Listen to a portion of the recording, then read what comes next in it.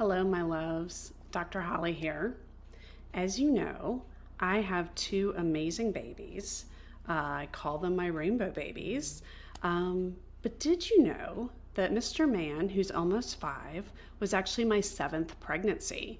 And my sweet love, Pretty as her daddy calls her, was my 3rd. Before her, I had a ruptured ectopic and nearly died. If my husband hadn't encouraged me to call the doctor back and go in for that ultrasound, I don't know if I'd have been around to have those babies. So, you don't know these things because we don't talk about these things. These are things that a lot of women deal with, a lot of couples deal with, and they lead to things like depression, anxiety, all the things. The reason people come and talk to me and have a lot of distress. So let's talk about it.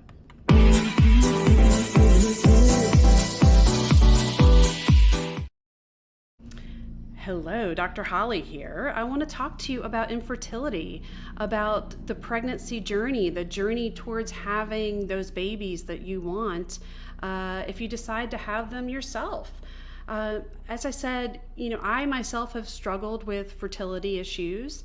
I knew early on, before I even met my husband, that I wanted babies. I had dealt with some health issues that put that in jeopardy, and so knew it was very important and part of my own values to be a mother in whatever way I could make it happen. I was blessed to be able to have pregnancies myself and make it happen that way, but it was not without a long journey that led to a lot of distress, a lot of anxiety, and really losses that I had to keep space for. So these are things that I talk to my women and men about all the time in my practice because it's important to acknowledge these things. It's important to keep space for them on a spiritual level, but also biologically, it's important to acknowledge that these types of losses and things we go to can lead to increased stress and things like depression and anxiety, or even PTSD with some of these losses that people experience. So infertility. When folks are seeing some of my colleagues in the fertility space, what they may not realize is that it's not uncommon to go into their journey with things already going on, like mental health things that maybe could influence how their journey proceeds. When they've done studies looking at this, up to 50% of the women who are entering a fertility experience already have some level of depression. 50%. 75%, up to 3/4 of the women have some type of anxiety. I mean, it's understandable, right? If you're seeing a fertility specialist, that means you've been trying on your own for maybe 6 months, maybe a year, maybe longer than that. And those things lead to some anxiety, lead to some distress, can influence a relationship in ways that may not be positive. And all of those things can affect your mental health. I mean, this makes sense, right? I'm an integrative psychiatrist for a reason, because all the things influence what's happening up here. It's not just neck up. So, why do we care about this? Other than this being something I love to talk about, it's also something that can influence your journey. What folks don't realize is if you're depressed or anxious, that actually makes you less likely to continue down a path after just one cycle of assisted reproductive technology, whatever that may be. So if folks maybe have one cycle and it doesn't succeed, if they have a level of depression, they are more likely to decide that that's it and just decide that they can't be moms and dads for whatever reason. So it does influence the journey itself. They've also looked at the level of stress someone has. They've looked at both salivary enzymes and also hair, which tells us the amount of stress in the previous 3 to 6 months, looking at cortisol levels. And folks with higher levels of stress, according to their hormones, are less likely to have successful attempts at pregnancy. Again, makes sense, right? Like if we're stressed, we're in that fight or flight response. Fight or flight means you're ready to go, you're ready to fight, you're ready to get out of dodge from whatever that threat is on a biologic level. And so your body ain't reproducing because it's too busy running. But when the stress is just the stress of the pandemic or the stress of work or the stress of school or whatever those day-to-day stressors are, that can keep us from living our best lives and maybe embracing our values. If our values are becoming parents, and maybe parents biologically, because there are other ways to become parents, as a lot of you know, and have gone on those ventures, which is amazing, and another topic. So something to keep in mind, right? That these things affect you. If you're like myself and you tried for those babies and had some losses along the way, keep in mind that miscarriages, they happen about a quarter of the time. But people don't talk about them as much as one would hope, because it's a very lonely experience having that loss as a couple or as an individual person if you're doing it on your own. It's something that you can feel like you're the only one that's had that experience. Maybe like myself, you were able to get pregnant the first time, but then had some losses for your second child. And maybe for your first child, you didn't have any issues. You might wonder what's wrong with you. Like, am I just getting old? Did I wait too long?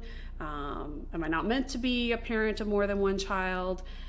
When I had some losses between my two children and I reached out on social media, I didn't realize how many moms who were personal friends of mine, who are moms to one child, didn't necessarily have just one child as their original plan. Maybe they decided that's the way they wanted to go after some losses, but did have losses that influenced that decision. And people don't talk about that. So again, it can be a very lonely experience. Well-meaning souls can say things like, well, it wasn't meant to be, and God gained an angel, and there are other ways to have kids, which is true, but not necessarily what you want to hear when you're grieving, which is what happens when you lose a pregnancy. In whatever type of way that the loss happens, it is a loss, and it is something to hold space for. And that is whatever that means to you. Whatever that means to you, your family, your religious practice, your spiritual practice. If it means having a ceremony to honor that pregnancy, then do so. If it means going to your minister, to your priest, to your Wiccan leader, whomever, and asking them to put a blessing on you and on the spirit that was lost, then do that. Whatever you need to do to help you move through the grief is what you need to do. And it is a loss, it is grief, it is something to hold space for on a spiritual level, and I encourage you to do so. It's part of healing, and I adore you, and I want you to give yourself that space and that permission. So when folks have things like depression, anxiety, PTSD, obsessive compulsive tendencies from trying to get pregnant, and they come and see me, what kind of things can they do? What kind of things can we offer? Now, obviously, there's the medications, there's the supplements. Those are things that we get into on an individual level, depending on the severity of what's going on. But on a behavioral level, things that you can try if you're just seeing this now and dealing with it yourself, trying things like meditation, a prayer practice, if that's something that brings comfort to you. Those things lower your stress level, which again, stress is going to influence how the procedures and things go. So lowering your stress in whatever way is in alignment with your values is a great place to start. Things like therapeutic yoga can be super helpful. Something they found in studies to be really great and that maybe people don't realize is writing. So perhaps keeping a journal, keeping a fertility journal, documenting your process and documenting the feelings with those process might be something worth considering. It can be super healing, and it's been found to be helpful for folks going through the journey. And again, anything that's going to lower that stress, lower your depression, lower your anxiety is going to have a positive influence on your journey towards becoming a parent in whatever way you decide to do that. Whether it be by being a parent biologically, whether it be by using a surrogate, whether it be by being like the amazing women I know who are foster parents, who have then gone on to adopt, or stayed in the foster care space because it's so needed, that love. There's so many kids who need love. Oh my goodness.